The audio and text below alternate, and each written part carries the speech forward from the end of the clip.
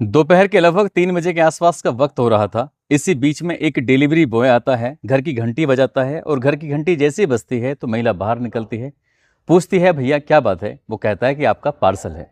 Parcel देकर signature कराता है। उसके बाद जैसे ही जाने के लिए चलता है तभी कहता है कि मैडम साहब घर पर हैं या बाहर हैं। वो कहती हैं कि साहब तो ड्यूटी पर गए हुए हैं। तभी वो कहता है कि मुझे प्यास लगी है, क्या एक गिलास पानी मिल सकता है। तो जैसे ही पानी मांगा जाता है वो कहती है ठीक है कोई बात नहीं, आप अंदर आ जाइए।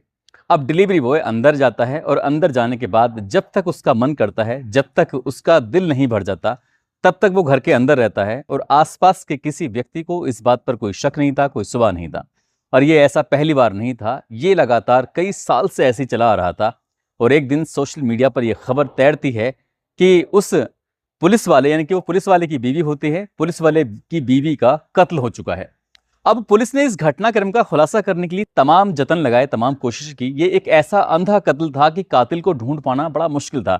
आखिरकार पुलिस ने उस कातिल को तलाश कर लिया, पुलिस ने गिरफ्तार किया और गिरफ्तार करने के बाद वो कातिल बार बार एक ही बात कह रहा था कि मैं पकड़ा कैसे गया, बस मुझे ये बता दो। पुलिस हंसती है और मुस्कुराते हुए कहती है कि पहले ये बताओ कि कत्ल कैसे किया, क्यों किया, क्या वजह थी। आखिरकार जब दोनों ने एक दूसरे के बारे में बताया तब लोगों को इस कहानी के बारे में सुनकर बड़ी हैरानी हो रही थी कि आखिरकार ऐसा कैसे हो सकता है। आज कहानी उसी डिलीवरी बॉय, पुलिस वाला और पुलिस वाले की बीवी की।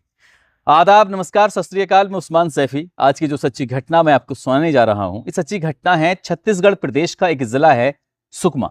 दरअसल सुकमा जिले में ही तैनात एक पुलिस वाला होता है जो कि डॉग हैंडलर होता है। उसका नाम शिशुपाल।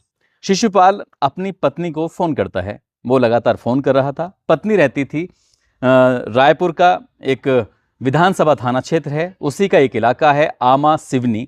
आमा सिवनी के पास एक कॉलोनी है, पुलिस कॉलोनी, उसी का ब्लॉक नंबर ए, गली नंबर 4। अपनी पत्नी जोली को फोन मिलाता है, लेकिन पहली बार फोन करता है 6 मार्च 2024 को।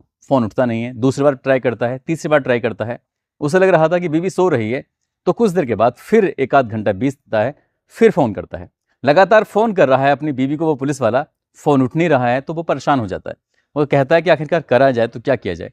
तभी पास में ही एक घर होता है, पड़ोसी के पास फोन किया जाता है और पड़ोसी से कहा जाता है कि जाकर देखो मेरी जो बीवी है वो पता नहीं बाजार गई है, घर में है, क्या कर रही है। काफ़ी बार ट्राई कर चुका हूँ लेकिन फ़ोन नहीं उठ रहा है। अब पड़ोसी जाते हैं, कहते हैं कि साहब घर का तो ताला लगा हुआ है। अब ऐसी स्थिति में ताला लगा हुआ है तो वो क्या करें। तभी वो पुलिस वाला कहता है कि घर के अंदर झांक के देखो, हो सकता है कि कोई बात हो। तो जैसे घर के अंदर झांक कर देखा जाता है, इसी बीच में उस आदमी की जो नज़र पहुंचती है, उस आदमी के होश फाख्ता हो जाते हैं। दरअसल वो घर के आंगन में देखता है कि जगह जगह ब्लड फैला हुआ है, खून की छींटें फैले हुए हैं। वहाँ से हट जाता है। तुरंत ही वो कहता है कि भाई साहब कुछ ना कुछ गड़बड़ हो चुकी है। तभी वो पुलिस वाला जैसे ही बात सुनता है, वो खुद पुलिस को फोन करता है। साथ ही वो जो व्यक्ति था पड़ोसी, वो भी पुलिस को फोन करता है। अब पुलिस से सूचना मिलती है, पुलिस मौके पर आती है। जैसे ही पुलिस मौके पर आती है, देखते हैं तो घर के बाहर का ताला लगा हुआ है। ऐसी स्थिति में अब क्या किया जाए। तभी वीडियोग्राफी की जाती है, साथ ही उस ताले को तोड़ दिया जाता है। ताला तोड़ा जाता है। पुलिस वाले की बीवी घर के अंदर थी, अर्धनग्न अवस्था में थी और पूरे घर के अंदर जगह, कभी आंगन में, कमरे में, चारों तरफ ब्लड फैला हुआ था। ऐसा लग रहा था किसी धारदार हथियार से उस महिला को बार बार मारा गया था, जिसकी वजह से उसकी मौत हो चुकी थी।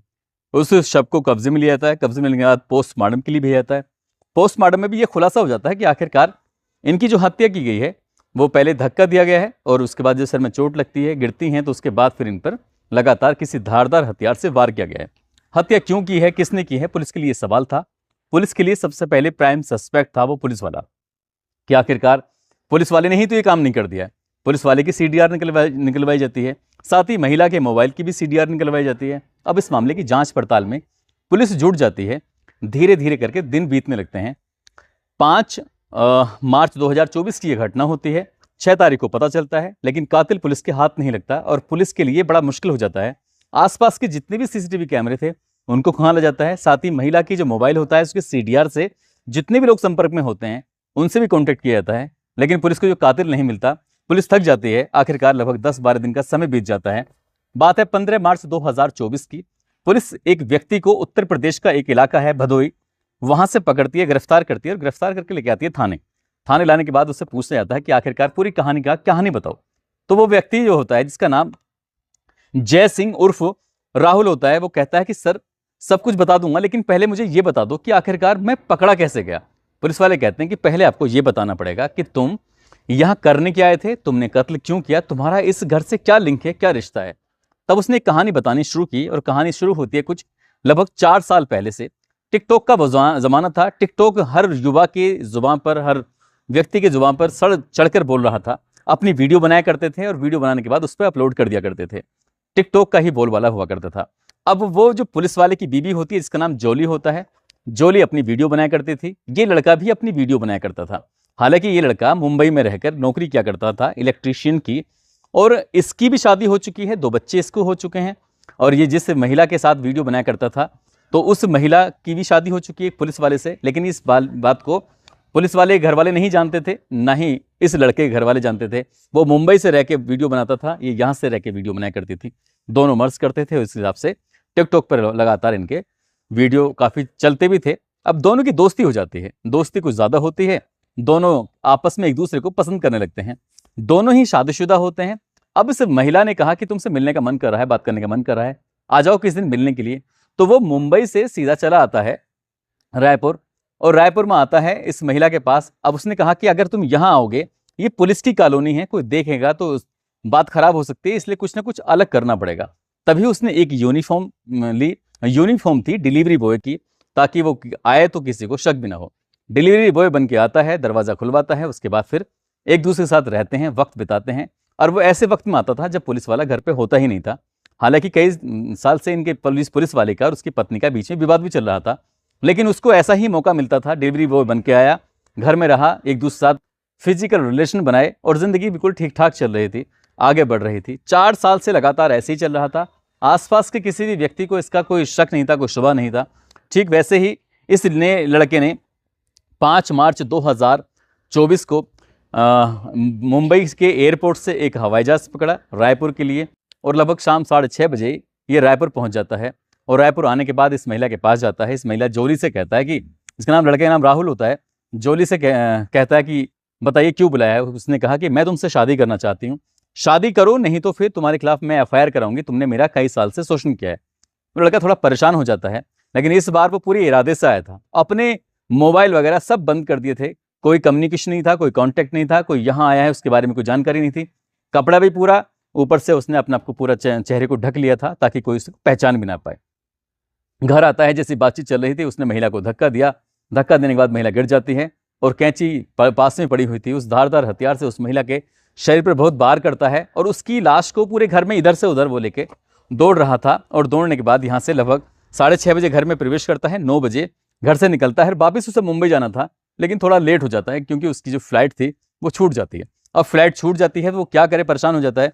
सीधा स्टेशन पहुंचता है और वहां से पूरी LTT एक्सप्रेस से भूसावली तक गाड़ी पकड़ता है। वहां से भूसावली से कामयानी एक्सप्रेस पकड़ता है, उससे वो उत्तर प्रदेश के भदोही अपने गांव पहुंच जाता है। उसे लग रहा था कि अब इस घटनाक्रम का कभी खुलासा नहीं होगा, क्योंकि उन दोनों की बात जब भी होती थी वो सोशल मीडिया के माध्यम से होती थी, मोबाइल वगैरह का इस्तेमाल एक दूसरे से नहीं किया करते थे।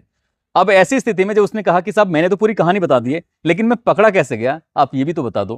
पुलिस वालों ने कहा कि जब तुम मुंबई से रायपुर के लिए सफर कर रहे थे तो हवाई जहाज का आपको एक टिकट मिला था। दरअसल तुम जल्दबाजी में उस टिकट को इस घर के अंदर ही भूल के चले गए थे, और हम लोगों की नज़र भी उस पर नहीं पहुंच पा रही थी।